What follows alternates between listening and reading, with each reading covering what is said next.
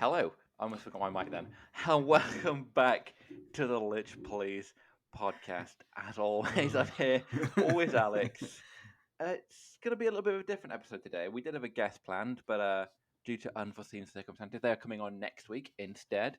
So we're going to do something a little bit different today. Yeah, We're going to do full horror story episode. we are. Yeah, it's a different type of episode. We've Should be each nice. picked three. We might not get through all three each because that's quite a lot of reading for both of us to do. Yes. But we and it's we will see. Yeah. You can go first. I Oh, I'm going sometimes first. horror Okay. stories. Yeah. So No. Yeah. Yes. Yes. yeah. Thank you. Thank you. That's great. Thanks. Yeah. Cool. Let me actually do it on my laptop rather than my phone. That's a bit easier. So, title of this story is DM has BBEG. Wait, no, that's the next story. We're going to do this one first because this one comes first chronologically, I believe. Cool. DM nerfs PC, won't let player change classes, then kills player with the class they wanted to switch to. It's a rather convoluted title, but it does get the point across. This is Pathfinder and not D&D. Cool. Okay. So I played in a Pathfinder first edition campaign a while back as a cleric. DM pretty heavily homebrewed the magic system, like a complete redo of the ground up.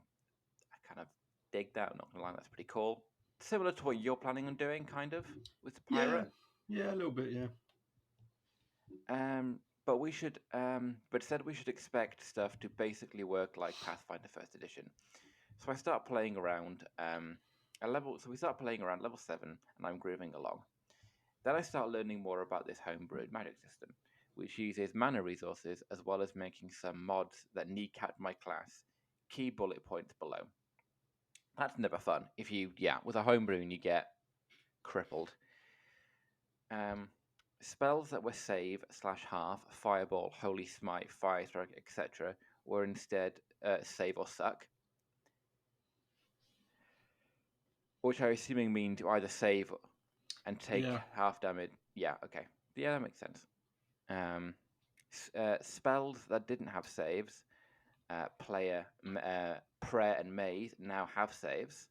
That's kind of annoying.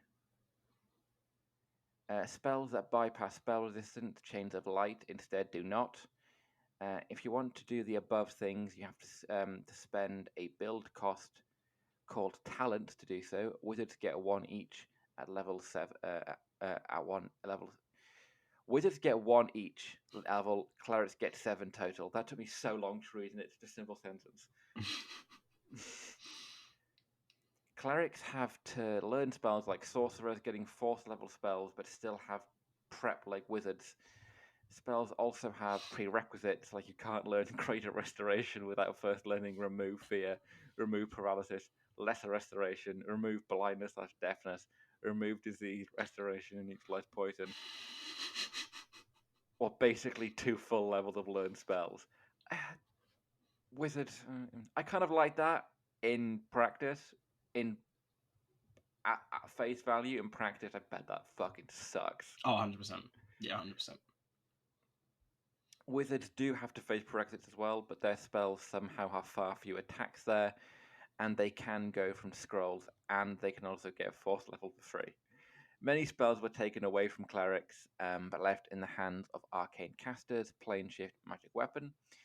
Some cleric / druid only spells we use 3.5 spells as well. Were given exclusively to arcane casters, imbue spells with ability spell staff.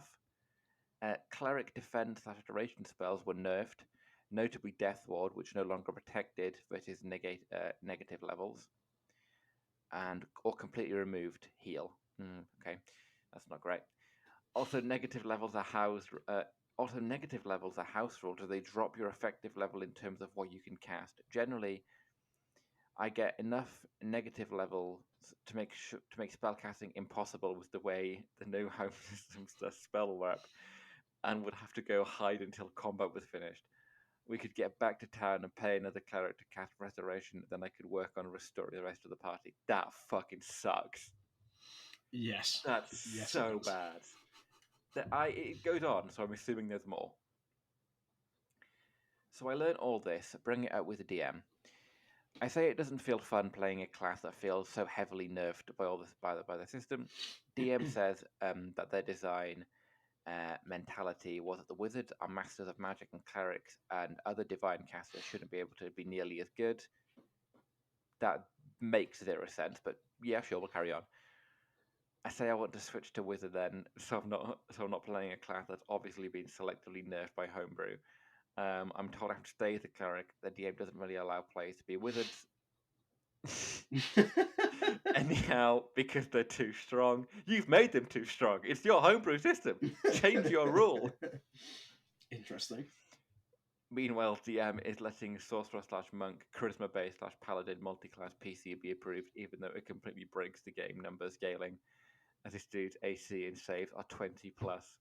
Compared to the rest of us, it's only relevant that it shows the DM allowing broken things from some players and not others. I'm decent friends with the DM and have good friends in the game, so I try to tough it out. I do switch characters to a true neutral cleric of a magic deity, so I get enough. So I can grab some of the vanilla Pathfinder 1 cleric spells, though obviously the switch is for 100% mechanics and the party has zero connection to my PC. We get to the BBEG, and of course, the BBEG is a wizard. He's using the DM's homebrew magic system. DM knows how to break their own magic system. Of course, this means on one turn, the BBEG is the most amped up disintegrate spell imaginable. I can't hope to meet the save DC, and the damage is about 3 times my total health. My PC is dead instantly before I even can act. I immediately stand up and prepare to leave, but the DM has an angel, come resurrect me. An angle would have been great. Yeah. Out of nowhere, and basically hide. I basically hide, provide heals where I can, barely survive the fight, getting to come out at the end and cast some stuff that's more than I give out HP. The DM wants to start a 5e game, but first wants to update the magic system for 5e. I'm challenging the DM to run a game without a 400 plus page book of mods, as I've run 5e for years now, and it takes a while to know the system before you start tinkering with it. It's telling that the DM is having trouble lining up players for it, and I have to turn players away from my games due to them being full. Wow.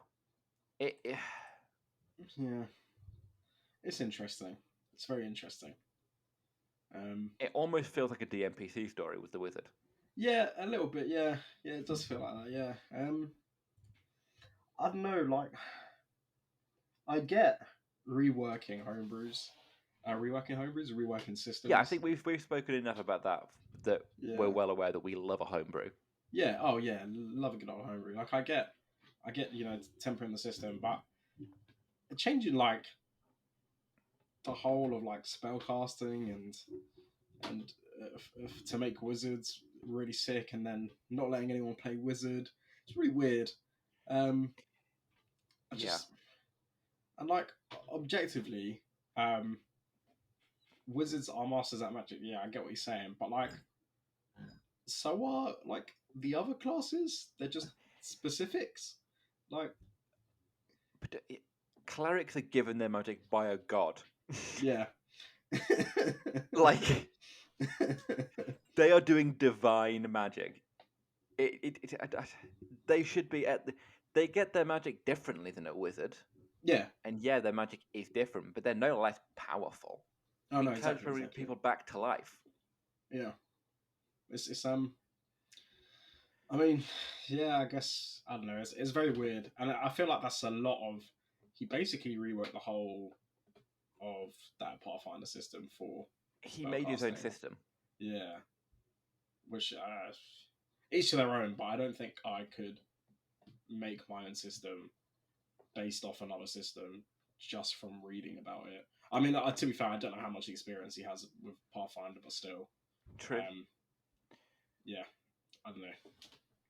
I mean, I've been DMing 5th edition now pretty much solidly for what, 3 years, every week for 3 years, I would never attempt to change any Yeah. core mechanic like Magic. Never. Yeah, no Not yet. chance. Like, I would. I mean, Critical Role has just released their own system, right? Daggerheart. And how long has Yes. Matt been running D&D? A long time. Like that's what I'm talking about, right? Yeah. And that is I've seen reviews. It's very similar to D&D, but with some slight differences. So that just goes to prove if something's not broken, don't go fixing it. Yeah. Pathfinder is an incredibly popular system. It is, and he rewrote it in a weird way. Yeah. To fuck over clerics. Yeah. Yeah. I don't know. That's not, honestly. Yeah, I don't know how I feel about that. I mean, fair enough for rewriting a whole system, but like at least make it viable, I guess.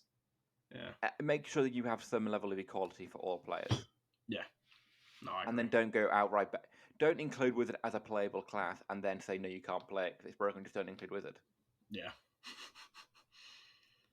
Wow. Okay. So, interesting story to start with. It was. It was a fun one. Right. So it was also really weird being on the other side of horror stories. I can imagine it was weird for me reading it. Yeah. Right. Okay. Let's go with this one. This one seems most interesting. We'll start that. The time I ended a relationship and destroyed a group by doing little to nothing on accident. Ooh. Yeah. That is a... Go on. Is this going to be the one where they've gone on Reddit for validation of what they've done, and then they very clearly have done something? I don't know. Guess we'll find out. There's a TLDR. There's a... Yeah. No, I read TLDR and I read the comments, and the comments were just like... Okay. This is top comment was like, this is my favorite horror story because this is how horror stories should be. I was like, okay. Oh, great. That's good. That's yeah, good. Okay. There's a TLDR. Jump in. I joined an online group and was harassed by a crazy girl, which led to a total group meltdown. Supposedly. Oh. So this is player perspective. Hey everyone, long time reader, first time poster. Recently, with the whole Corona situation, I've been playing a lot of D&D online, of course, which has led to me think about my past with D&D. Just to clarify, this post is like 3 years old. I just went for like really popular horror story posts. Okay, to have a read. Yeah. I've been DMing since I was 16, and I've actually only been a player in 2 campaigns that went more than 2 sessions. Yeah. Represent. Forever DM, yeah.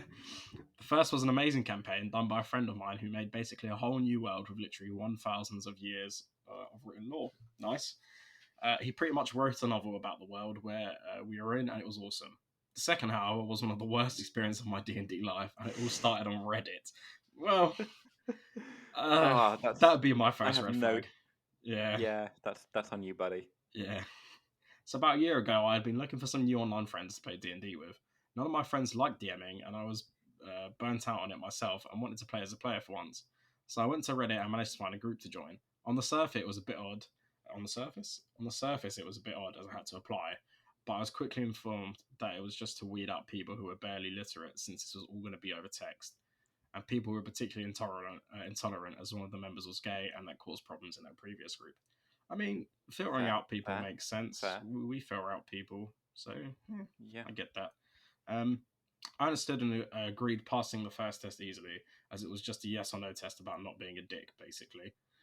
The second test was a bit odder, as my interviewer, a female, wanted me to roleplay a slice of life session with her to make sure I was a good enough writer, I guess.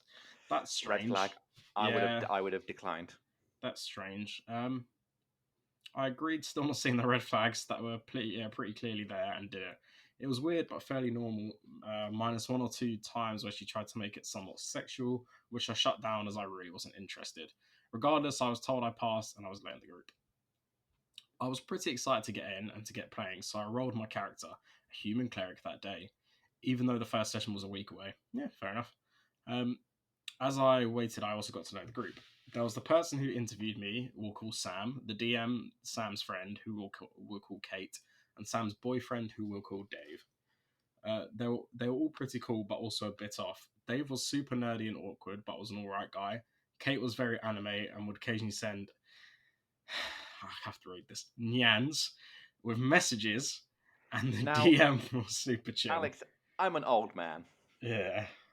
I'm not an internet literate individual. You're They're going to have like- to they're explain the to little- me what the little cat that emoji is. things. Little cat emoji Okay. things with like the Okay. heart eyes and Yeah. stuff. Yeah. Yeah. Just going to point out that's now on the internet that you know Yeah. what that is. Yeah, well, I didn't want to read it, and yeah. And I did. Yep. And the DM was super chill, but just always seemed to be a bit off. But Dave, Kate, and the DM were all normal when compared to Sam. What I didn't realise at the time, but now know, was Sam was a total psychopath. During the first session, she DMs me and starts flirting with me, and not subtly. Now, keep in mind, we really haven't spoken much, and all she knows about me is I like D&D and I'm a guy. I didn't even tell her my real name. I brush it off and just keep playing, ignoring her DMs and hoping that she would just move on. Things get worse, though, when she, during the course of the campaign, makes a point to belittle and attack Dave while praising me. For example, during an encounter, Dave rolled on that one and failed to kill an enemy that was at low health and was focusing Sam. Since I moved next, I attacked and killed it, which led to Sam chastising Dave for not protecting her and calling me her white knight. I kind of in just brushed it character off. or I think in character, I guess. I don't really know. I can forgive that. Yeah, I can't tell. It doesn't say. Maybe in character. We'll It's just okay. go with in character. We'll assume in character. Yeah, I kind of just brushed it off because it didn't really seem to bother Dave, Kate, or the DM who actually knew Sam, so I figured it was maybe just how they joked around. Just to make sure. Yep, Sam's boyfriend is Dave. Okay. Yeah, I was figuring that much out as we were going I along. had to scroll up and check that. Yeah, just confirm. Yeah. Good. It's good to confirm. The rest of the session goes pretty normally, with Sam repeatedly DMing me flirtatious messages about the campaign, which I ignore. When the session ends, we all thank the DM and break to meet up again next week. Only Sam keeps messaging me. Eventually, I decided it would be best to nip this in the bud and just tell her I'm not interested. I tell her that I'm already in a relationship and that I'm not really comfortable with the flirting, but that I'd love to be friends with her. She takes it pretty well and agrees that it was inappropriate, but also asks me not to tell Dave. I reluctantly agree on the condition that she tells him herself. That probably won't happen. The next couple sessions are pretty normal. Absolutely not going to happen. Oh, of course not. The next couple sessions are pretty normal, and although the flirting stops, Sam keeps chastising Dave's character and flirting with mine, so the flirting doesn't really stop. Although Dave and Kat seem to be good sports about it, with the two even joking about having their characters set ours up. So I mostly just ignore it. Okay, so yeah, that previous one I think was probably in character. Besides, my character is basically a celibate monk, so I consider it could just be ribbing about that. Then one session it gets particularly bad. Dave's character is a stereotypical edgy knight. We had just taken down a camp of cultists, and Kate suggested we interrogate them, but Dave, acting fully in character, says that he wants to torture them to get information, to which my lawful good monk disagrees with. Sam, despite being true evil, decides to side with me and proceeds to unleash a torrent of insults against Dave and Dave's character. The kind of stuff that would make a nun blush. After she's done, Dave says that he's done for the day and we all agree to break for now. I DM Dave about an hour later and ask him if he's okay. I also DM Kate and the DM and ask if this is a usual thing and what they should think, what they think we should do about it. All of them tell me the same thing. It's okay, don't worry, and don't get involved. I reluctantly let it go. The next day, however, I wake up to a series of messages from Sam. The first telling me that she loves me and that she wants to be with me, then a 9 to 10 paragraph long one-sided sexually explicit roleplay between our characters, and then she sent me a series of news of someone who she claims was her, which frankly I still don't really believe. I tell her that I'm seriously not comfortable with any of this and stop messaging me privately. At this point, I'm also considering leaving the group. But she apologises and tells me she was... Hang on. Pause. Considering leaving the group. I would have Not left, even yeah. sure yet. Thinking about leaving. I'm gone. I'm out the door. But she apologises and tells me she was off her meds. I tell her I'm not comfortable with us DMing, and she says she'll stop. About an hour later, I get another DM from her, this time telling me that she told Dave about us, and now he's threatening to kill her, and that she has nowhere else to turn. I tell her I talked to Dave, and that he seems like a reasonable guy, but if she's scared, she should call the police or tell someone who can help her, given I wasn't even in the same country as her. Yeah. I DM Dave and asked him what's going on. He says he doesn't know what I'm talking about. So I explain he doesn't respond for a while. About an hour later, he tells me he just broke up with Sam and that this is the first he'd heard about anything of this. Meanwhile, Sam starts messaging me talking about how now that Dave's out of the way, we can be together, and that I'm a true alpha. In brackets, this is the opposite of true. I tell her I'm not interested, but she thinks it's part of some act and tells me that she was only dating Dave to make fun of him and to use him for money. Wild. Okay. Wow. Yeah. As this is going on, Kate starts messaging me, calling me a homewrecker, and Dave sends me an extremely long message that I could only classify as an incel manifesto. Finally, I decided to block all three of them and message DM and tell him I'm out. Interestingly enough, when I tell him this, he says that he actually doesn't know any of these people, really, and that Sam was secretly paying him to DM. He thought they were all pretty weird too, but the money was good and they most left him alone. Anyways, I respect that's my nightmare D&D story. Yeah, wild. The DM must have been a good DM to be staying in that campaign for however long. Yeah, that was interesting. Let's have a look at the comments. Sounds like the plot of soap opera. Yeah. Before, I was about to say, and I'm glad I didn't, I was like, you know what? Dave's the real victim here. And then you mentioned some kind of incel manifesto, and I was like, you know what? I'm glad I didn't say that. I'm glad it wasn't on Dave's side. Yeah.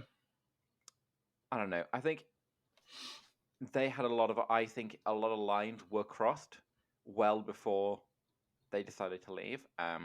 Yeah. I mean, but again, it comes with experience, right? If you've been a forever DM and you've never DM'd for a bad group, you've never had that kind of interaction, I guess you wouldn't have that reaction, right? Yeah. I don't know. It's an interesting one, and I don't really know how to feel about it. What are the comments saying?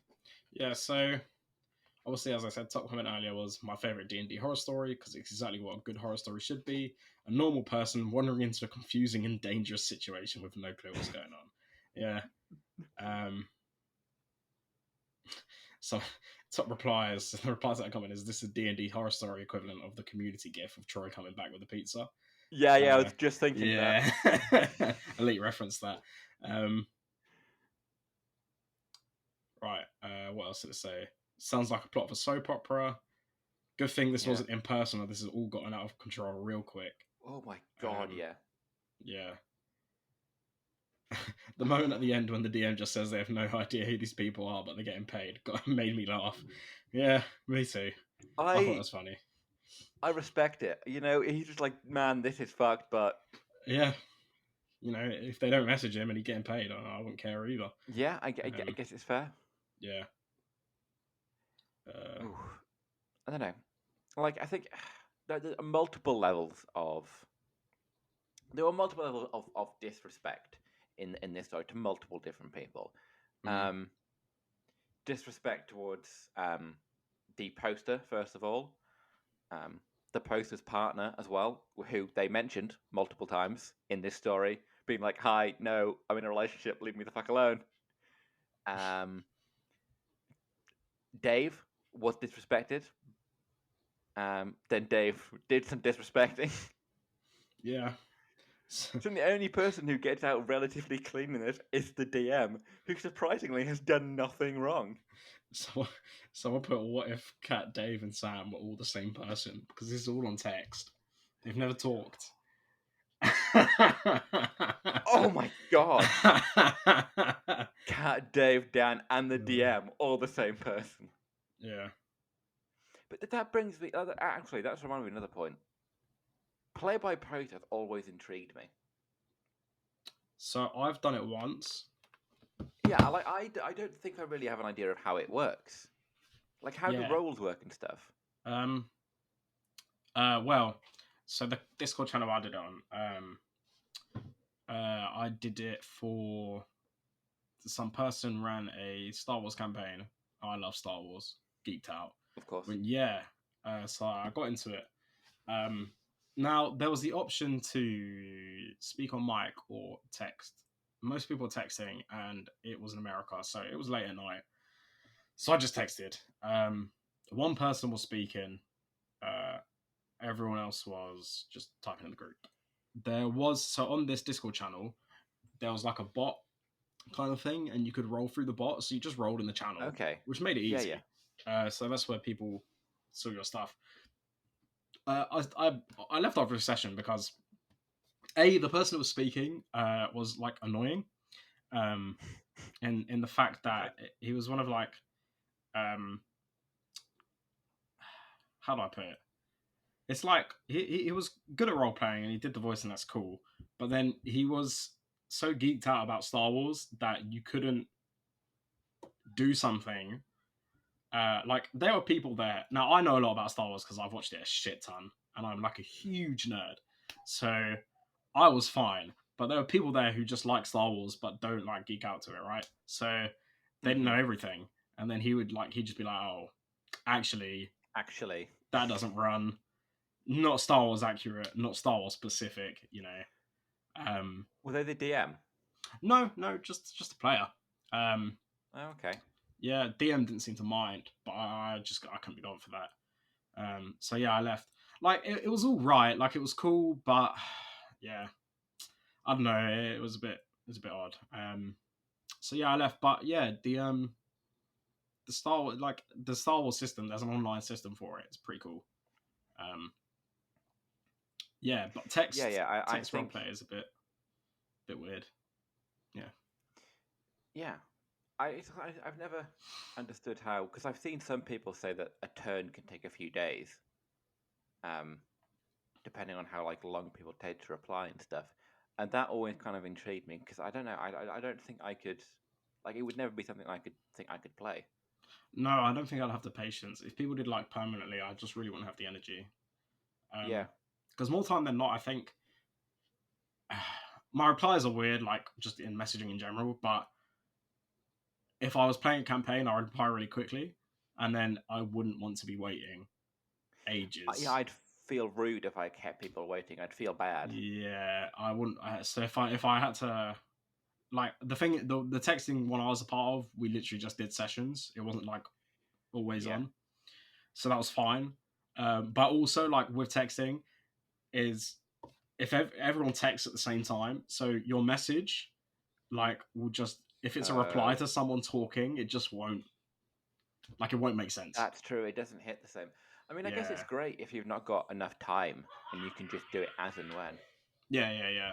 Like it's So that's fine. really good. Yeah, it's fine if you can do it as and when, and then it's fine if you don't have a mic and stuff. Like I get it, but personally, it just wasn't for me. Like, yeah, no. I guess not. But like, if you are listening and you are a play-by-poster, do let us know what you think and how it actually works. Because neither of us have a fucking clue. Yeah. Anyway, my second story is by the same person. Yes. And same DM. Yes. Now, I chose this one because I think the idea is very cool, but the execution is poor. And I think we could have. I thought we'd have a fun chat about it. Okay. Because I'm not sure I fully agree with the comments made by the poster. DM has BBEG announce totally new lore during final fight. Yes, this was the same campaign as the previous story, same DM even. We had a post-fight epilogue encounter, and I didn't want to abandon my friends, who were some of the players at my table. So we were up against Baba Yaga, secondary main to the BBEG of our previous big battle. We spent in-game time and IRL months during the campaign setting up forces, building alliances, learning about her family of witches, etc.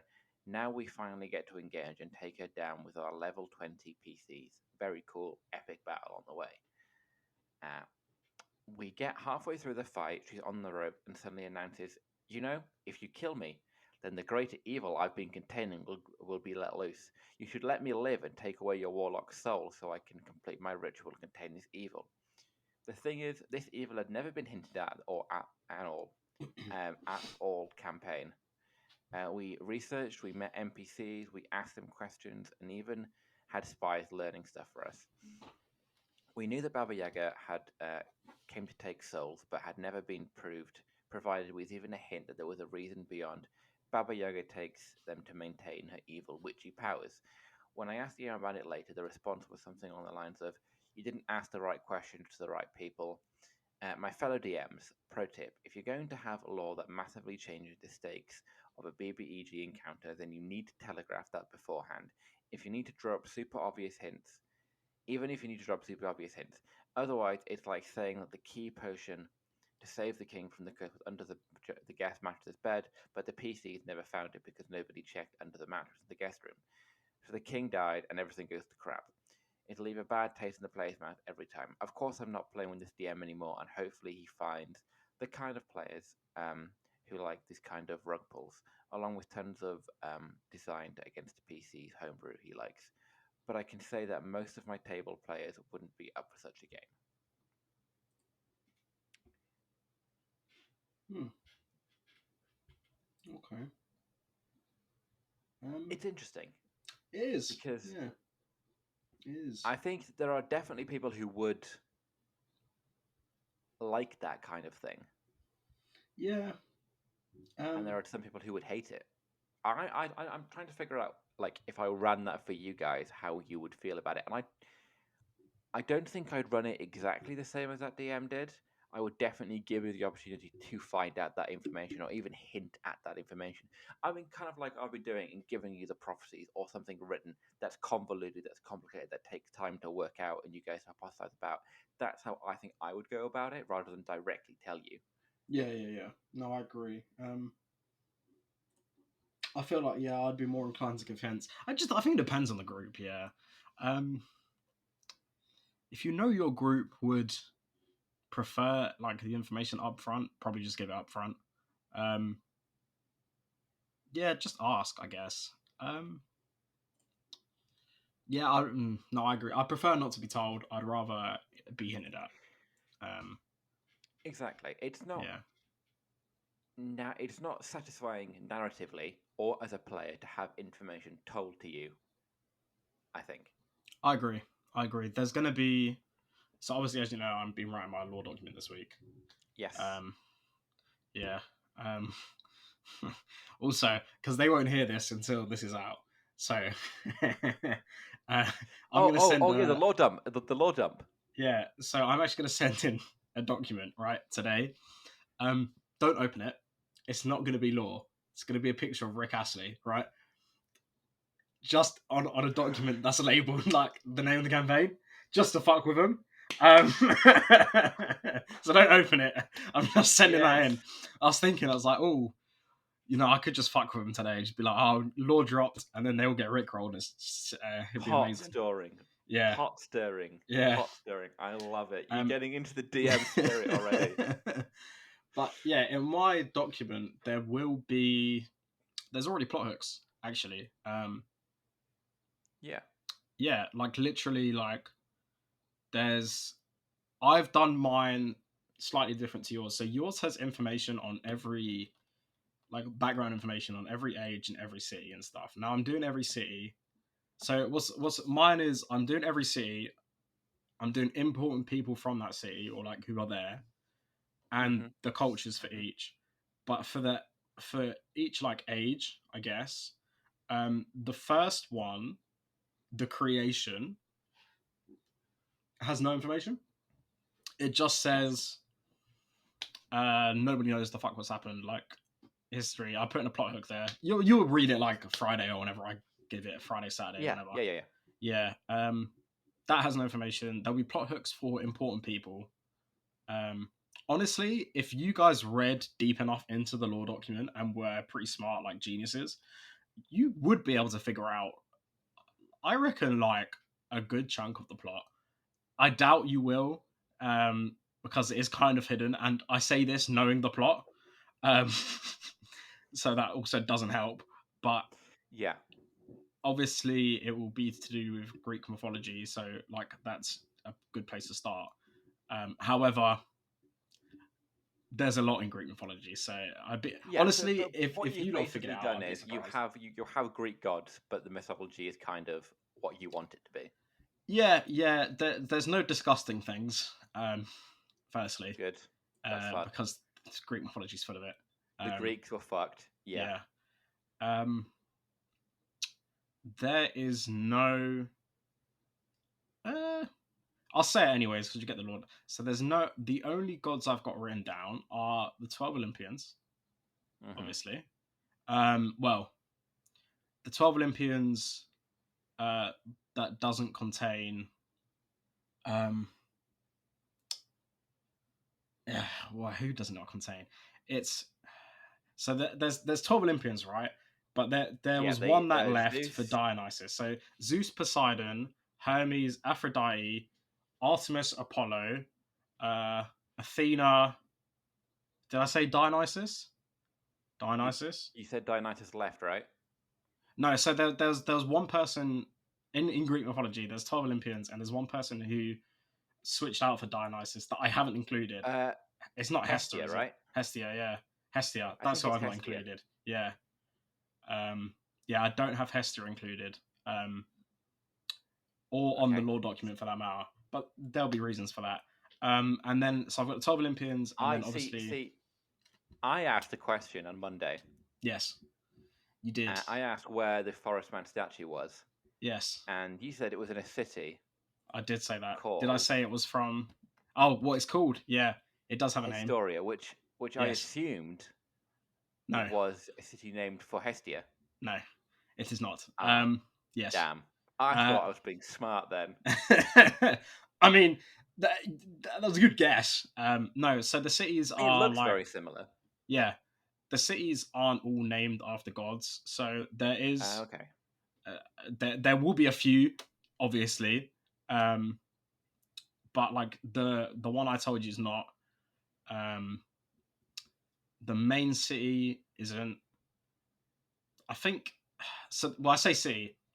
They're countries. The reason they're not cities is because the maps are all islands, just to make it piratey. Because if it was like, it makes sense in my head. Like it's all like archipelagos and whatever. So that's cool. That's cool. Yeah, so they're all like countries, but it would be like the same size as your map. Yeah. So what was I saying? You've included the 12 Olympians. And Hades, obviously, because he's not an Olympian, but he's included. Yeah. Very powerful. And I've thrown in 3 demigods. And another god. So there's Eris, who technically is a primordial god, but I'm just gonna count her as a god. Just for the sake of it. Then Heracles, nice. Perseus. You're going with the Greek name Heracles. Yeah, best way to do it. Heracles, Perseus, and I think I went with Achilles. Forest Man? No, I went with Achilles, yeah. Achilles, Perseus, and Heracles. Nice. So fun. Those are all the gods I'm doing. All the gods on the lore document. Yes. All the gods on the lore document. Wonderful. Has everyone gone for different gods? Or has someone chose to worship one of the Olympians? So, and this is like hilarious to me, back when I first decided this campaign and we still had the others from before they were removed from the group, one of them asked for a god that Mike had chosen, and I was just flabbergasted because I didn't think anybody was going to say this.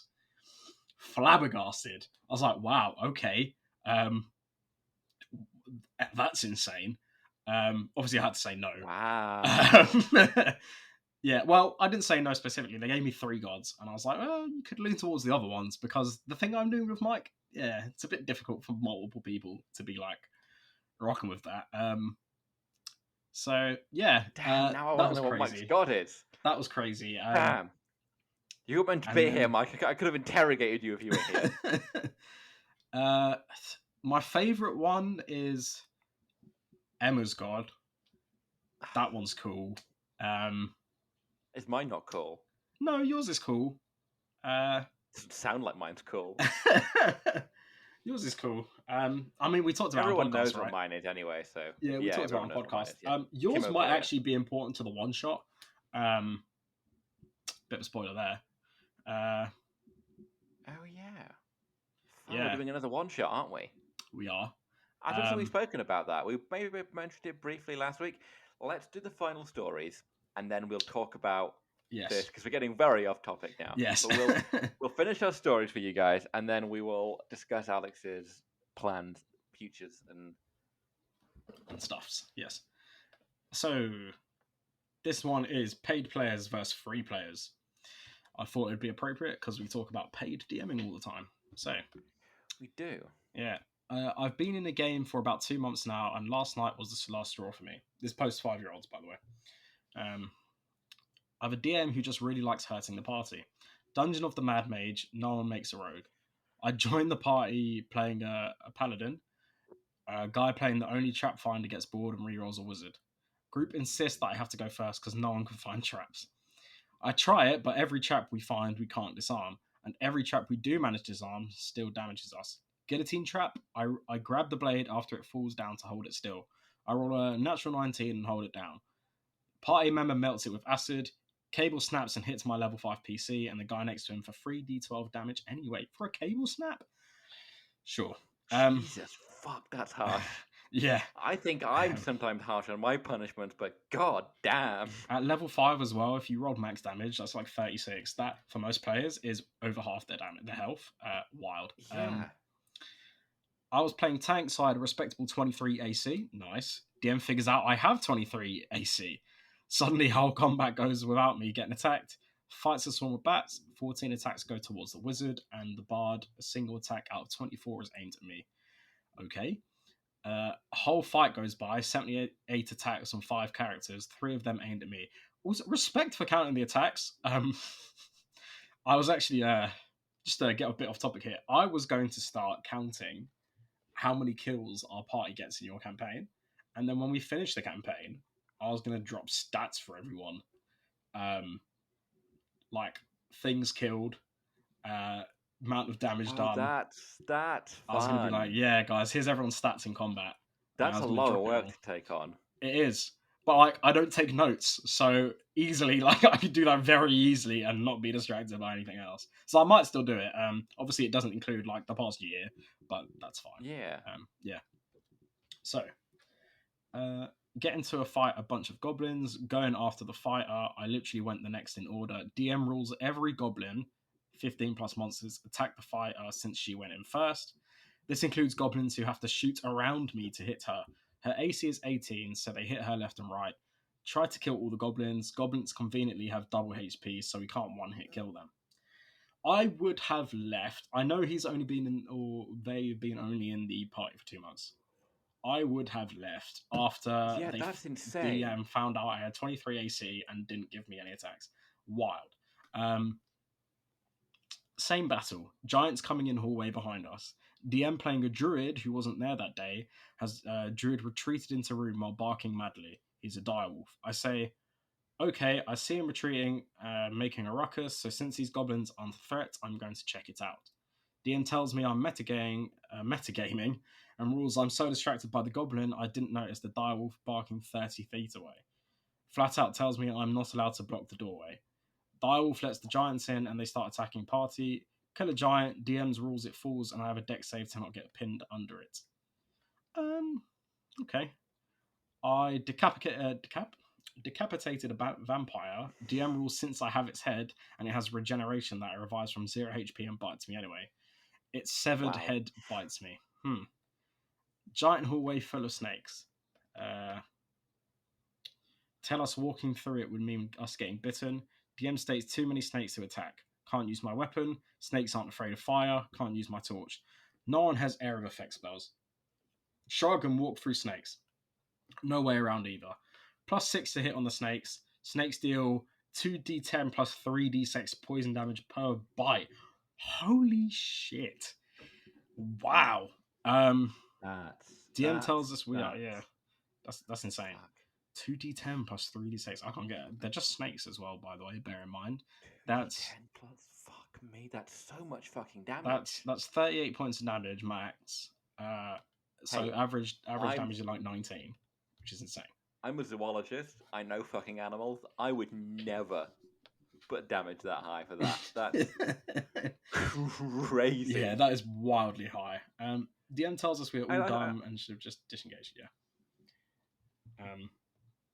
Okay. Yeah. Is that it? No, there's more. Okay. Traps going from pressure plates and tripwires to being non-magical life-sensing traps that only go off in the presence of a living being. I was throwing corpses down the hallway to check for traps since I can't find them any other way. Wow. Player casts Healing Spirit, Spirit in space with player. I walk through to get the heal. DM rules I can't because the spirit is too busy healing other player. Spell literally says it heals anyone who walks through the space. Rules there isn't enough room for my character, the other player, and an incorporeal spirit. Mm-hmm. DM rules an NPC robs me of all my gold, no check required, while I'm in a tavern. Then we reach the final straw. The party walks into an obvious trap despite my protests. Party nearly dies. Fight 1, healing up. Party wants a rest. I joke I feel fine. I didn't take any damage. Why do we need a rest? Offer to take first watch. Wizard player Arcane locks me in a room with a sealed demon who plans on killing me if he gets free. In a dungeon with wandering monsters that attack during rest, and proceeds to cast Tiny Hearts so party can rest while I'm stuck out with the creatures. I state that this isn't funny, this could kill me, and if PvP is allowed, I'm going to wreck said wizard if he doesn't quit, since this could actually kill me. DM doesn't stop him, party doesn't want to get involved, so they don't stop him. I say, fine, you want it that way, that's how it's going to be. If I live through this, I'm killing the wizard, as I can only assume this is a hostile action against my character, and I can only assume PvP is a go since it's a player taking action against another player. Party gets out, insists that I drop it and just go. Tell me to lead on since they won't go first because traps. I refuse, not tanking traps for a group that just locked me out to die. Wizard gets out, I tell him apologise or we're going to have some problems. Wizard tells me to go fuck myself. I say, okay, I'm attacking him. DM chimes in, won't let me attack him because no PvP is allowed. Insane. DM tells me that player is a paying player and he's asked the DM to kill me off. Him and another player are friends and pay to play, and they threaten to quit if DM doesn't kick me or at least kill me off and make me reroll. DM tells me if I don't stop causing problems, he's killing my character. I point out Wizard started this, refuse to apologise, and that it very well could have killed me, and if there is no PvP, he should have stopped him before this all started. DM says it's not really PvP to lock someone out of arrest in a dangerous dungeon, and he can't have me fighting with paying players since I play for free. No one else knows this but me and the DM. I quit on the spot. He tried to get me to join different games he was running as an apology, but I refused flat out. Never in all my years of D&D have I seen a player petition the DM to kill someone else's PC because of a fight they started. Never had a DM allow PC to bully other PCs because they pay. Worst D&D experience of my entire D&D career. Wild. So it took me right until the very end of this story to realize I've heard this story before, and it was on Den of the Drake on YouTube. Very big channel.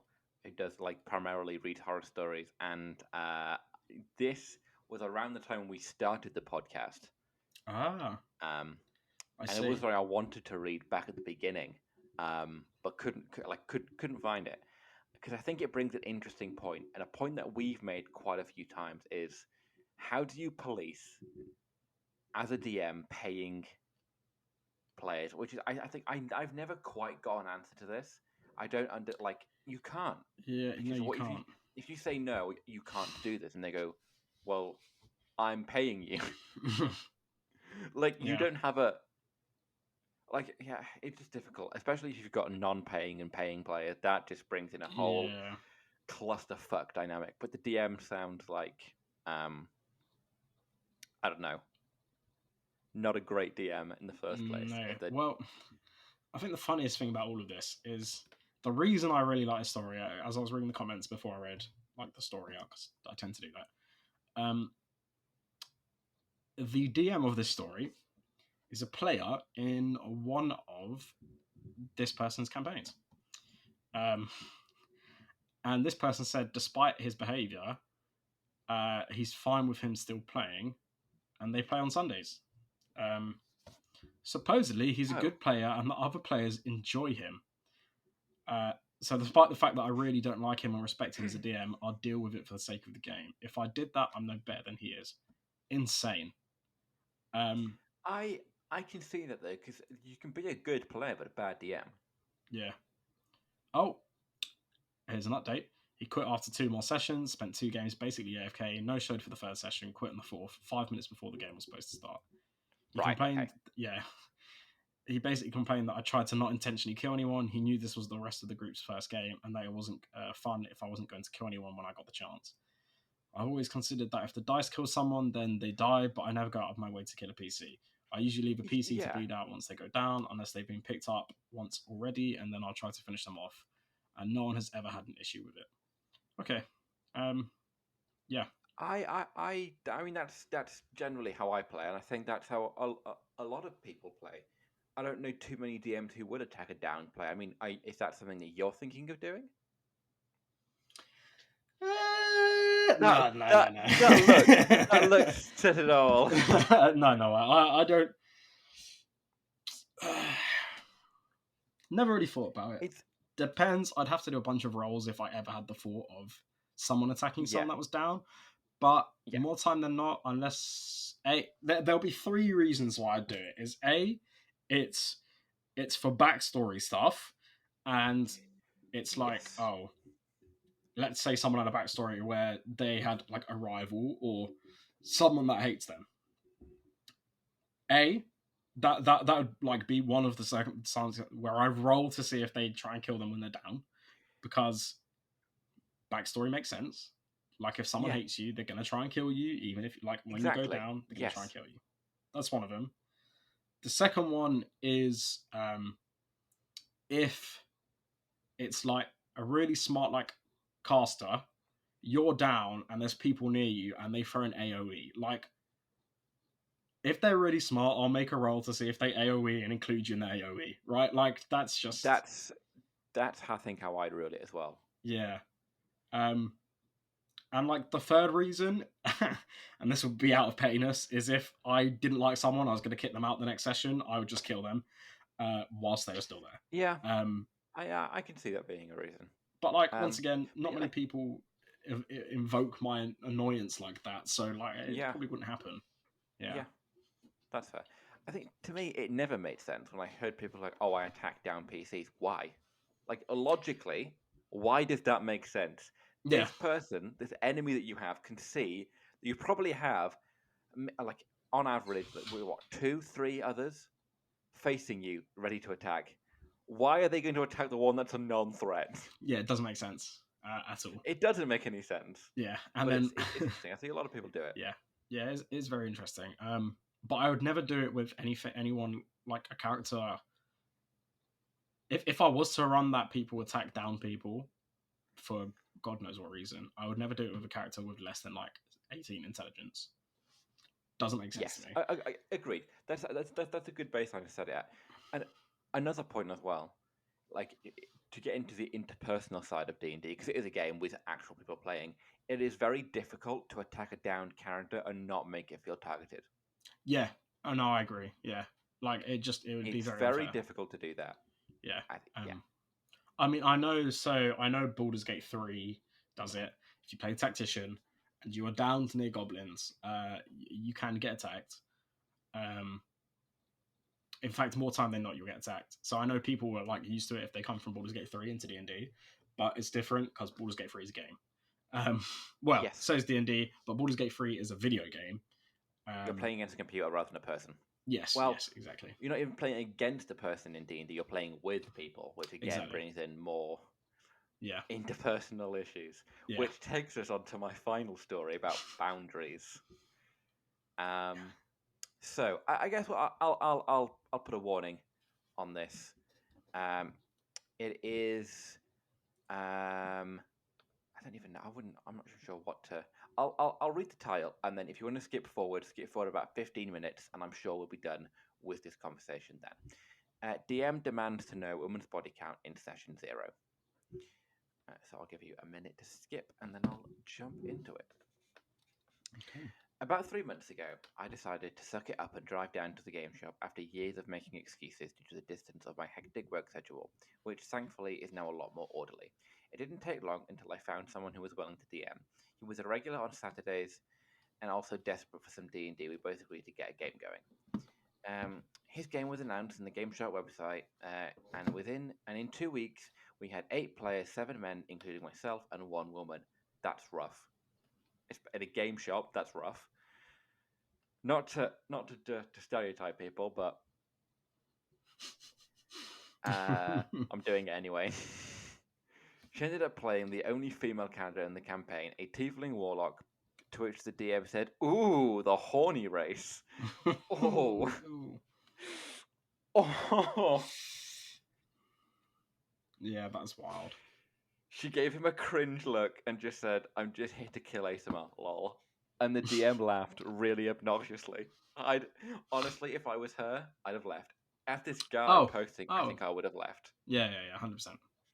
100%. I would have been like, I'm not comfortable playing in this game. I'm out. Then there's me, halfling wizard. I fucking love a halfling. Session 0 was basically an intro session for our characters and the DM.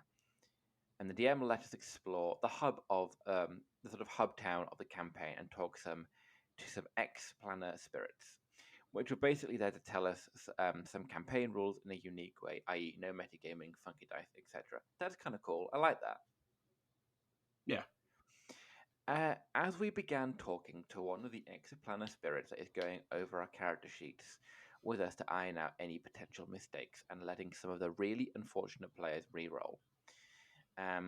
But then this spirit asked the tiefling, "So, I'm reading your backstory, and I haven't seen anything about your body count. Mind clearing that up for me?" Fuck me, I thought it'd be a bit more interesting in rather than just going, "So yeah, how many men have you fucked?" Yeah, that's insane. That is absolutely insane. He then just said, "It's not important."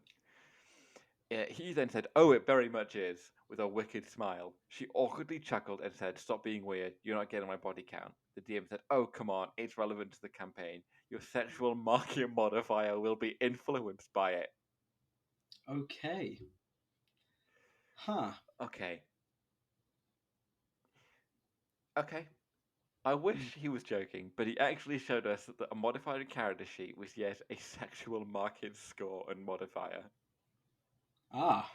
She started obviously getting pissed and pointed out accurately that he didn't ask any of the guys about their male characters or the genderless plasmoid sexual history, and he said, "A key that can open many doors is a master key, but a lock that opens for many keys is a shitty lock." What? That's atrocious. That is absolutely atrocious. I would have left by now. That's wild. That is wild. Oh my god. Okay. He then joked about how Confectus, and Aristotle both lived in this quote. And this jackass started laughing like he was being funny in an irrelevant humor kind of way. Nobody else was laughing. He then shook his head and said, "Fine." He then looks directly at her with a shitty grin and says, "Let's see how ran through you really are." Jesus fuck. Okay, at this point, I'm getting up and imploring everyone to leave. Yeah, Like oh, that's 100%. you can't talk to someone like that. That's obscene. Yeah, that's insane. He looks down at his dice bag and grabs it. A nat 20 means you're a virgin, and a nat 1 means you are for the streets. He kept laughing at his own joke as he just shook her head and left. Me and a couple of guys followed shortly after, while the DM rolled and then started trying to get us back, trying to pivot and claim it was a joke. He then just has a fucked up sense of humor. He gave up after a while and just played with the remainers until he could find adequate replacements. We ended up doing another game a few weeks later with a better DM, and we ended up becoming friends. TLDR: DM tries to find out a character's body count in session 0, though through a ghost NPC, thinking he can find out how ran through the player was. We left and played our own game and became friends. Wow. That's rough. I think that's It's not the worst story we've had. I still think the other one's worse. That's like Do the you? second worst. Yeah, well, here's the thing. Like, with this story, like, it's really. I don't know, actually. It's a tough one, right? Because the other one was manipulative. Yeah, but this story was like a red flag from the start, and it lasted like 2 sessions by the sounds of it. No, they left within the first session, I think. Oh, okay, yeah. See, like that's bad. The other one lasted a long time. Like, I guess that's true. Like length of it does play yeah, into it. and the other one as well. There was more stories from it that I couldn't read out on this because it's absolutely insane. That okay? Which, we'll factor that yeah, in and we'll keep that on the top. But this is rough. this is This definitely crosses close. Yeah, like insane. see this would have been like for me in this situation it would have been very difficult because I don't tend to get in like I don't if someone else is having an issue I don't like to get involved because that's their problem. It's not like they're an adult, they can deal with their own problems. I would have said something like I couldn't have Oh sat yeah. through that. I would have been like that you can't Oh yeah, for sure. No, like that absolutely. crossed the point where I'm comfortable sitting there Yeah. being like not my problem. I'd have said something straight away, like at the start when he, um, maybe not on that really shit joke. I probably just wouldn't have reacted to the joke, the first joke about the tiefling. Um, Yeah, I wouldn't have then. I wouldn't have said anything, but I wouldn't have laughed. It's a really bad joke. No, that's it's a horrible joke. Yeah, but I actually would have said something when um, he talks about the sexual marker thing. I'd just be like, Yes. Yeah. yeah, yeah. Now, don't get me wrong. I'm very unconfrontational. Like, I don't confront people. But in situations like that, like, I'll just be, yeah, okay, yeah. That is a very insane story. It actually, now that I'm really thinking about it, it might be the worst one we've had. The other one's really It's bad. It's just, it's up because there. it crosses so many boundaries. Yeah, it crosses. Yeah, it does. Like the other one is like, The other just, one, the player had the opportunity to say no, and I'm not paying you, but yeah, they did. So it was still they had a level of choice in that story, and they were like, yeah, "I am agreeing to this." true. Um, this was, but this This was it violates that person's Oh, 100%. autonomy. I wouldn't like even play D&D after that. No, Honestly, that's insane. Yeah, I think it is actually our worst. Now that I really think about it, it probably is our worst one. it's bad, isn't it? I think It's really bad. Like some people, it's just it's people like that who ruin D&D for like A for other people and B like as the reputation for D&D. I guess they make it a bad reputation. Like people just assume it's full of like fucking like weirdos and creeps and stuff. Um, yeah. yeah, insane, absolutely insane. Wow. Okay. Um, To your final story, which I'm hoping is yes. not as depressing and as this one. Um, right. We will hope it's not. We'll find out. Absolute brat rage quits D&D because we decide to keep playing. 3 years ago. I'm still annoyed about this, and it was brought up to me again tonight, so I figured I should vent a bit here before I have to deal with this player again in a week. So, they're still in the game.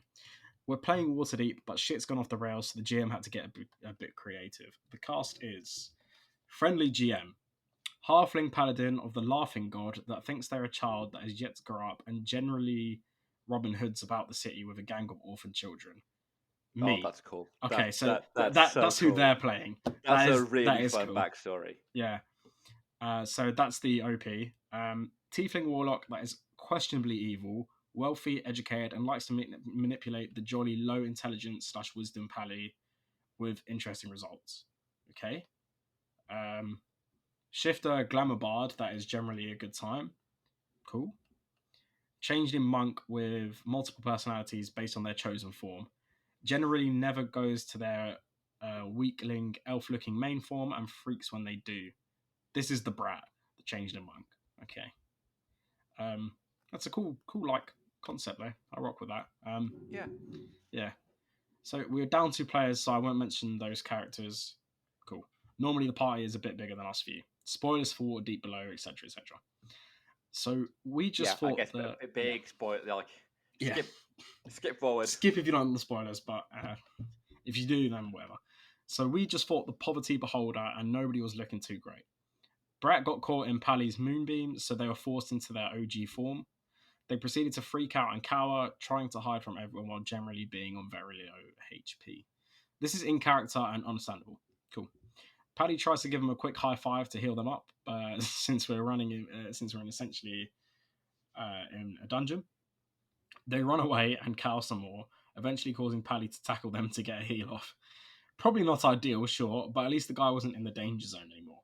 Brat proceeds to get hysterical and compare it to assault and rape. Okay. Well, all right if you say so. Granted, they are probably just being hyperbolic, but saying a character who mentally acts like a child rate them over high five heal is a bit much in my book. Regardless, the session ended there, and it was left at that after a few calls of "calm down, you're overreacting." Next session rolls around, and we start off in the same spot. Brat continues to cower behind things and generally refuses to interact with the party. Given that there's only so much one can do to engage with a character that is actively avoiding the party, we continue to play an attempt to open some of the chests Brat was hiding behind, while Brat continued their hiding, sobbing tap dance.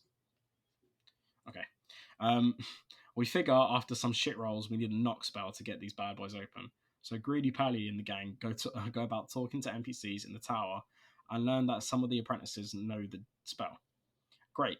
So we make for their area deeper in the tower. We get assaulted by animated staves, convince some NPCs to fight said staves as we slip off to continue our search for knock casters. Brat continues to sulk, now alone in said tower room with dead Poverty Beholder. Well, alright, dude, you go, I guess, was the general consensus. Fair? So we find a gargoyle and have a really fun conversation with them, getting them to join the party since we're basically down 3 party members, with Brat sulking refusing to do much of anything. The gargoyle is well received and proves to be extremely useful in the next combat encounter. Meanwhile, GM is trying to bait Brat out by giving them info or little mentions of NPC activity. They snub 1 or 2 of them from what I remember, but eventually finally stealth after some NPCs and find the party. We're in the middle of combat by now and not really doing great, but thankfully, Gargoyle Friend is kicking ass. We're thrilled with them and shower praise. Apparently this was a mistake as it enrages Brat and he begins to make comments about us replacing him. But we hadn't, we just, found an NPC, but whatever. So he sits and pouts and watches us burning up spell slots and taking damage from this massive demon thing. We finally managed to down it, but we're not doing so hot. Gargoyle nearly went down. We heal him a bit, but they're still not great. We shamble off and get to animated armor enemy. Now, we've had nothing more than a short rest at this point, and we're pretty much all out of heals. Brat is still lurking in the shadows, and our passive perceptions are shit, so we don't notice him. He follows until we enter combat with the armor and are getting our asses kicked, then decides it's time to shine. While Paddy is locked in a fight for their life and losing, he changes into a male NPC the party was very friendly with and pops up from nowhere, landing a series of blows on the gargoyle and downing it in basically one turn. Interesting. As soon as he did, we all yelled in protest and cautioned him that what he was doing could be met with retaliation. But he claimed he was salty and we'd replaced him, so he's going to kill it. Even though we knew we liked the NPC, and even though we were literally in the midst of combat on low HP with no spell slots to spare. They then teleport behind Bard, attack them, then retcon attacking them, ending their hellish turn. Interesting. So Bard pops their Mantle of Inspiration so we can all flee and cower about the gargoyle while Warlock spares the dying on them. We're all visibly angry and the party decides they're going to attack and likely kill Brat. Brat, meanwhile, downs the animated armor while we try to save Gargoyle and then promptly sits in the middle of the room. They drop NPC's form and take on a form with a more stupid personality in hopes we'd overlook their transgressions. They continue to repeat they were salty and had been replaced as their only excuses. Then later tried to suggest their character was stupid, so it was in character. Okay. So, Warlock throws an Eldritch Blast and Bard ups Gargoyle while Brat is prone in the middle of the room. I threatened with my longsword, but eventually decided to just tie the clown up because, man, I'm not going to kill the dude for being an ass. We've all been playing for nearly a year and the campaign is just about over. So I tie him up after winning the grapple, and then he starts shouting. I gag his character, which was rude, I admit, but I was pretty angry myself. Fair. I'll just imagine here that Brat and I don't get on. I'll just mention here, sorry, that Brat and I don't get on. So the fact that it was me tying him up didn't go over well at all. Sure, I mean, the other two were in agreement to kill him, but fuck me, right? So he goes on to say that he doesn't need to put up with this bullshit, and enough people don't care about him in IRL, so fuck you guys. Oh, enough people care. No, enough people don't care about him. Okay. Or something to that extent, and rage quits much to our surprise. He GMs every other week, so he's dismantling his campaign now, and essentially we've got one more game of Waterdeep, then rip D&D with this group. The kicker is that apparently he's fucking livid with me. Just me. So I can't wait for our final session. I'm half tempted to not even fucking go because it's not fun anymore. If this were a new player, I'd be more understanding, but the man in his mid-20s and has been playing for ages.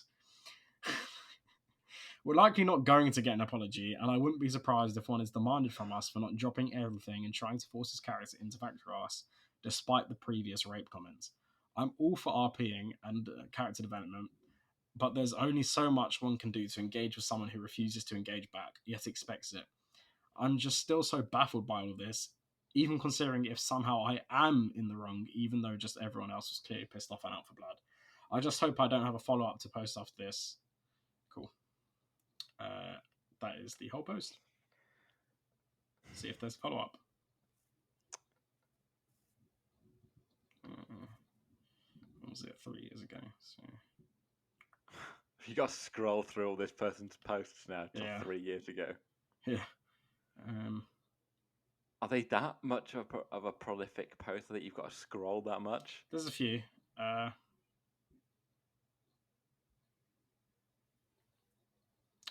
Oh, okay. So I don't think. Okay, there is an update. Okay, that's good. I'll That's check probably comments good quick then. just in case. So it's both a difficult one and a very straightforward one. Just to It's difficult in the sense. quickly interject. It seems the group broke up basically after this. Okay. Yeah. So they never had their final session. I don't think so. Yeah. Sadly, the group just disbanded, but thanks. And they said it can be hard to find chill groups as a girl. Shame this ended on such bad terms.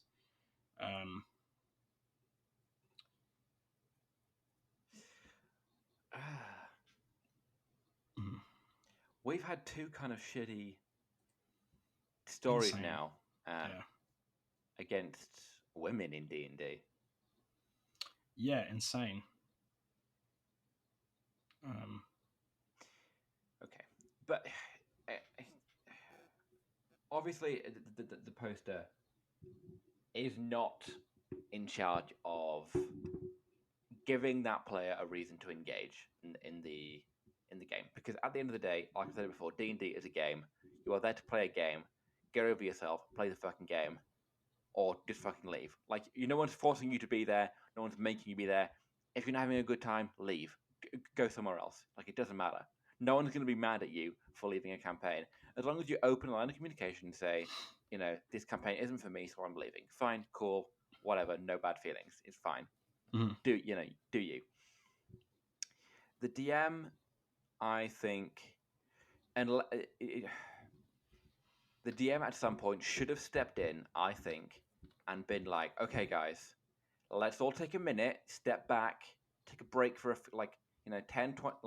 10, 15 minutes to remember that this is a game and there's no bad feelings for anyone. Because bleed is a problem in TTRPGs. If you don't know what bleed is, it's the game emotions bleeding into real life, which is clearly what happened here. Yeah, of course. And I think it does come back to, you see a lot of people to DMs who are trying to be like Brennan Lee Mulligan or Matt Mercer. You have to remember as well, like, people aren't, like, the people you see playing with Brennan Lee Mulligan, Matt Mercer, on these streams are actors. They are profaned. What was I trying to say? Profound? No. Oh, I said they are Prolific? professional and Ah, trained, but I said it as one word. So it's a new word. They are profaned yes. individuals who are professional actors, professional. This is what they do for a living. You can't. They know how to deal with that kind of ina- that interaction and separating the game from their real life. I think, Yeah. I think there is 100% blame on the guy that left, the guy with the dickhead, but there is some kind of blame on the DM who should have stepped in and been like, let's take a minute, pause, and breathe. Yeah. I do agree. The DM should have done more. And honestly, I was just reading some comments. Supposedly, they've known each other like 5 years. They've been playing role-play games, RPGs Oh with each my other for god, like 5 years. Yeah, it's that insane. changes my opinion. Yeah. So apparently they've like the group been playing together like 5 years, maybe. I don't know about the group, but they said at least we know. They were like, oh, we've known each other for like 5 years. They said this isn't the first time the players behave in this fashion, and sharing this post would only antagonize them further, which I'd like to avoid. I don't know if he knows about it No, that's now, considering how it blew up, but I have no intention of drawing his attention to it as he won't change. He'll get mad and hate me more.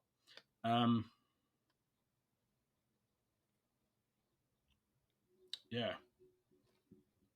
Uh, Honestly, kind of wild. And when when I read that this is a mid-20s man role playing a self-absorbed character, I cringed. Like, yeah, like, yeah. don't get me wrong, really cool character concept, and I understand sticking to your character at the start. Like when he was like carrying away from people, and it wasn't impeding the party. I get that, and then I get the character's decisions to give up because that would be so infuriating.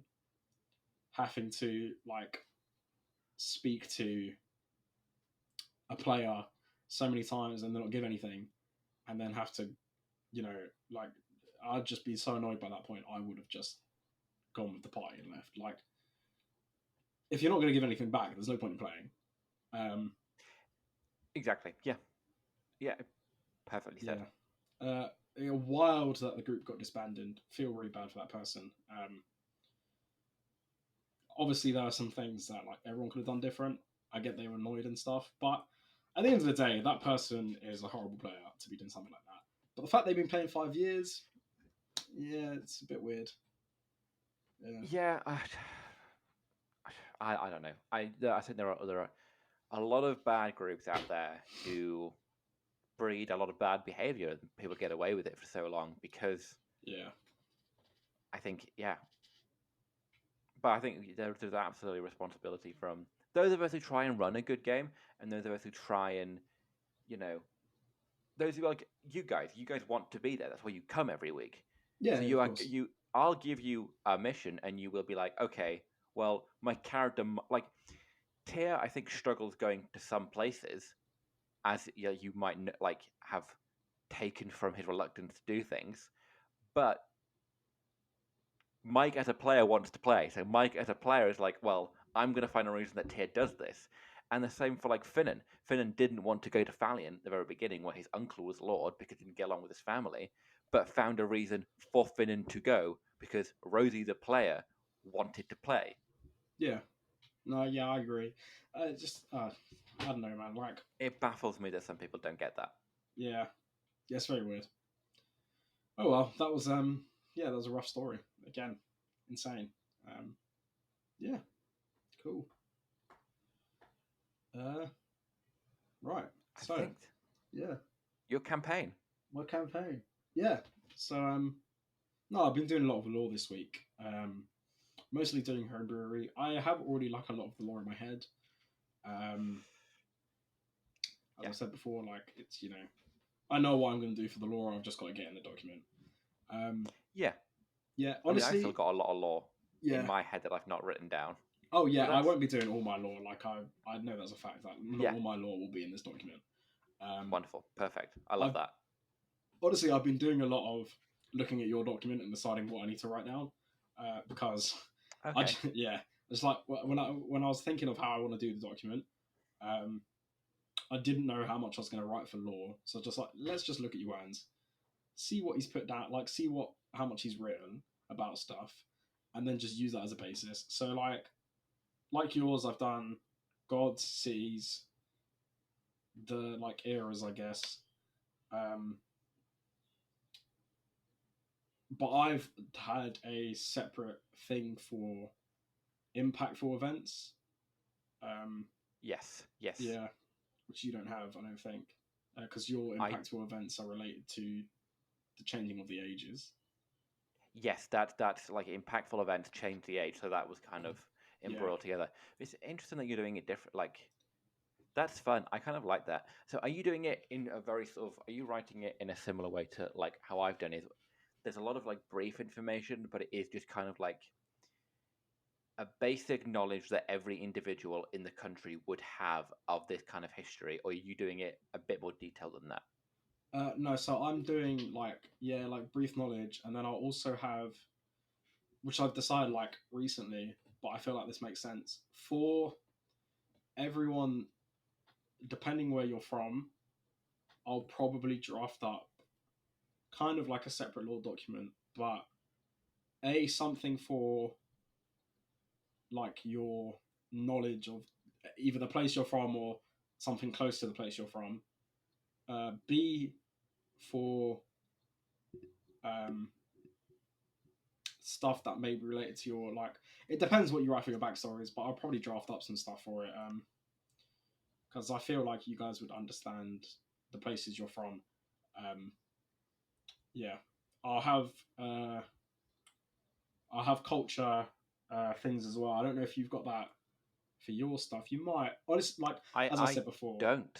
I Yeah, don't actually. That's a good point. I don't have that. That's cool. yeah, because so the thing with so your Ulador is all one continent, right? Like your thing is a Western continent Yeah, with a bunch of countries, and it's it's all connected. one Yeah, huge continent that are sort of all connected that have been unified for what 10,000 ish years. So cultures have kind of intermingled and it's kind yeah. of very integrated. See, But yeah, mine yours are is archipelagos, right? yeah, like archipelagos slash like countries. Like it's different. A that um, so the original country that has was written down in the books. Um, Olympia is its name. Yes, I know. It's your Is law. yeah. um, is like the basis is they're basically like the colonizers to some degree. They wrote the history because and they wrote that as the first country, right? Like that was where basically mankind was, and then the other countries will have had like multiple other races, and then once mankind developed sea travel, they went and did like personal relations. Like this is just from a purely perspective point. Like this won't be written in like I'm not going to write in law like they went and colonized everyone. In law, it's going to be like this is how this is how this country was formed and this is how that country was formed. But it's from the perspective of Hmm. Olympia because they're the people who wrote the history, right? So like yeah, all the different countries will have different races and their own cultures that have basically just intermingled with the original country. It's kind of like I don't know if you've seen the Legends of Korra. Um, Yes. Yeah. Republic City is basically Olympia, Okay. Interesting. and I like then that. everything else has its own culture, basically. Um, What? That's except really fun. That's interesting. yeah, except there will be influence from on the religious side of things, like the gods Yes. in every country. Basically, like the Greek pantheon is taken over the world, right? Um, in that aspect, uh, there's also going to be. I've written this in the document as well. It's not one of the first things I've written. There will be chances to find out what happened before the first age. The first age written down. It's not called the first age either. It's called like the age of beginning, something like that. There will be a chance to find out stuff that happened before that, because as I wrote in the lore document, there is a big chunk of history missing. Before, like, no one knows how the world was created. There's theories on it. I've written the main theory down, but if you and I'll put in the document as well. If there are untouched places which may or may not contain some of the history, but as far as everyone's concerned, it all started at the age of the beginning. Okay. And stuff like you'll find out. You'll go for it. I'm looking forward to it. It should be fun. I think once we fully finish mine, I can properly dive into thinking about subclass, thinking about character. Because right now I'm running 3 campaigns, and it's a lot to think about a character concept and subclass on top of that. But yes, 100%. As you'll find out, I'm sure. No, I'll Because are you still wanting to take over our Wednesday? Honestly, I haven't even talked to them about it like since I suggested it. I'll bring it up to them again. Yeah, I could. Honestly, it's totally up to them. Because if they have forgotten about it or aren't ready, that's fine. What I can do is I can just send you, like, you could just send them the lore document and be like, have a read. If this interests you, go ahead. If not, it doesn't matter. I can do it twice. But yeah, like I should have most of the lore done. Also like Friday, Saturday, probably by tomorrow evening. Also, there's some funny stuff in there. Just for like some pre-spoilers. Obviously, I've talked about it before, but Boblin will be like a merchant trading company. He does have a rival trading company, right? Or merchant called the Anti-Boblin Trading Alliance or something like that. So there's funny stuff in there. A lot of the trades workers are goblin related. Yeah, I mean, you guys will read the document. It will be fun. Yeah. We'll get to it. It should be interesting. And yeah, I've talked about my premise before. I might switch up the premise. Every time I think about the premise, I think it's kind of shit. Because my premise was like, it's the end of the era of pirates. But then I was like, oh, you know what? I'm going to switch the premise. And I'm not going to explicitly say the premise. I'm just going to give you guys like the background of the world. And then at some point, you guys will figure out the premise. Because I feel like I prefer that. That's more fun. Yeah, because like I feel like when I said the original premise as like the end of the era of pirates, is basically just telling you guys which way to go, which is boring. And I want there to be BBEGs from any way possible on the route which you guys decide. Because like pirates aren't nice people, so you don't have to save the world. So my expectation is you lot are going to do something that I will not think of, but I will absolutely have a BBEG for. Is how I've decided to play it. That's the DM pro tip. That's the real DM pro tip. Don't plan anything. Just have bullet points. Yeah. I will absolutely, regardless of which way you go. I might not know which way you're going, but I will have a boss for you guys to fight at the end. That's all I know. That's all I'm confident on. Like, yes, you guys will fight someone sick. Also, and this is like, I've actually been thinking about this question for ages and always forgot to ask it.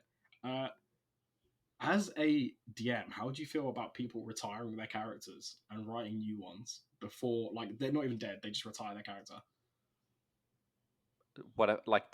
That's their choice. Yeah, I know, 100%. Like, if that's what they want to do as a player, I as a DM have an obligation to find a way to fulfill that. Yeah. Would you ever like finish someone's backstory? Like I say, backstory, personal goal for them, if they want to finish it, like before the end of the campaign, or would it all wrap up at the end of the campaign? I think it would be a conversation with the player of, are you really not? If they are really not enjoying that character, and they are really not enjoying what they're doing, then that timeline can obviously be expedited to whatever degree they want. If they want that character to be gone by next session, that's fine. Like we'll do that. Like for whatever reason, that doesn't have to be like you don't have to justify it to me. but I would always want to have a narratively satisfying end to that character. But at the end of the day, it's not particularly my choice. And then yeah, we'll do it quickly.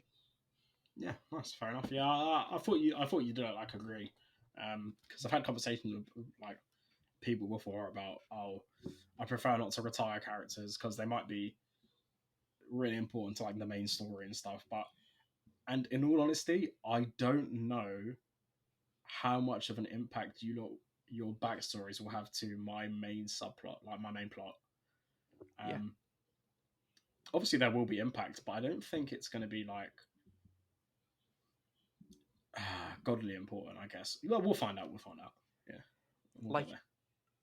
I would say there are characters in your campaign and other people's campaigns who have a direct impact on the plot. Oh yeah, yeah, for sure. And it would be difficult to remove them. Yeah, But at the end of the day, player happiness comes far before whatever I have planned. yeah, 100%, 100%. Yeah. So yeah, after I finish all the lore, I'll get maps out in like 3 weeks. Wonderful. I'm 4 excited. weeks. Yeah. I actually have a question for you. Yeah. So, DMing for this group, I think I have had to develop my improv skills to quite a degree. I believe that now I am quite good at improving a session out of nowhere. Yes. On nothing. How strong do you think your improv skills are going into this group? This is actually something I was stressed about. Really? I think you'll be great. I really think you'll be good. I think the thing I was stressed about is not how well I could come up with a session. It's how well I can adapt to you lot. Because playing with you guys is great fun, but it's chaotic as shit. And basically being a first time DM, even though I'm not and I've DM'd before, like it didn't really count though. So, you know, for my first campaign, there are things that I'm trying to watch out for myself that I may just end up like having not been mentally prepared for your chaotic desires. But I think it will be fine. Like I think I understand you guys enough now. Like it's been a year and a few months. I think I understand how everyone plays enough to know like how it's going to go. And I said before, this is not going to be as a serious campaign. Like it obviously it will get serious at some points. It's still D&D, but this can be as chaotic as you lot want it to be. And if you guys ever want serious moments, I'm sure you guys as players will understand that. Like, go crazy. I know Emma's playing supposedly her most chaotic character she's ever made. And see, I wouldn't be surprised. Say that, but there have been conversations in our. So, if you're listening, we obviously have a chat where we discuss everything. When Alex mentioned a new one shot, Mike and Emma did some plotting, and now apparently they're not making a character each for this one shot. They are playing one character, and Mike is a parasite. Yes. Now, I would argue that is Emma's most chaotic character, and if she still disagrees and says her character for the campaign is more chaotic, I am terrified for you. I think if you read the conversation me and Emma have had about her character, God, I think you would cry. Yeah, like it's. I'm very excited now. I'm excited for this. It's insane. But here's the thing as well. She's made it so that I can be chaotic with her, and that makes me happy. Oh, that's fun. Because Emma does love chaos. To be fair, yeah, she's made it so obviously everyone I've said gets an NPC for the ship. She's made it so that when I play that NPC, I can just do whatever the fuck I want, which is great. Yeah, and so people have also, minus Mike, because he knows his backstory like a god. This man's insane with him. People have given me like small amounts of free reign. I am leveraging that free reign. I am digging into that free reign. I'm taking as much. I think I'll give you a nice amount of free reign with mine. I think as well because I like to be surprised. I like, I've done that for like players in the past, and I want to experience that. God damn it! Yeah, I'm absolutely leveraging that free reign. Treat me, Alex. Spoil me. I will. Oh, I will. Yeah. Honestly, how about I give you my backstory now? people, they'll listen to this. They'll know your Yeah. backstory. Cool. Yeah. Okay. Here's my backstory. Grandmother Yes. to Mike's character. Yes. Old lady. Yes. And your god is the Trimapilia. yeah. That's it. Nice. For those of you listening, I'm joking. I will give him an actual backstory. I'm not going to submit 3 lines. Obviously. But that's the broad strokes. Yes. Wow. Okay. I will free reign it quite hard. But I'm just gonna say this now to everyone: the first person who's getting some sort of plot hook is not because he submitted his story to me first. It's because I love his backstory. It is gonna be Mike. Kind of. I'm excited for this. This will be good. Mike will be getting like the first one to get a little bit of like plot hook for his backstory. I guess because your god will be in the one shot, but it's not really like your backstory relevant. It's kind of just like how it happens. Yes. Yeah. But yeah, honest. So once you lot read the lore, throw some theories at me as well. I want to see what you guys think the main thing with my campaign will be. Yeah. I would be thoroughly impressed if you guys got it. Once we finish mine, I think we will try and do an episode where we get everyone on after that final session. And then at the end of that, we can have some predictions of everyone together. Yes, absolutely yes. We can do that. And then, it should be good. Yeah. It'll be a great episode. I've got a fantastic end to my campaign planned that's going to drive you fucking insane. Damn. I think my it's end going to make you so angry. I think my end will be good. It depends. Yeah, obviously I couldn't tell the reactions you're not going to have because you lot haven't played the campaign yet.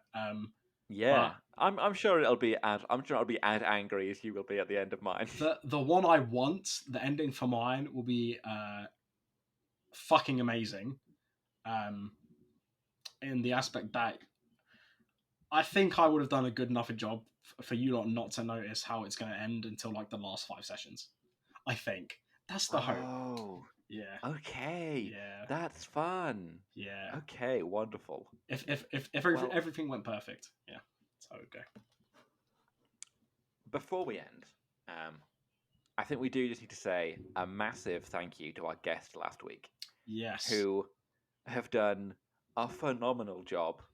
Yes. Promoting their episode and giving us like genuinely so much promotion and publicizing their episode, and we are genuinely really, really thankful for like everything they've done. They've done really, it's been amazing.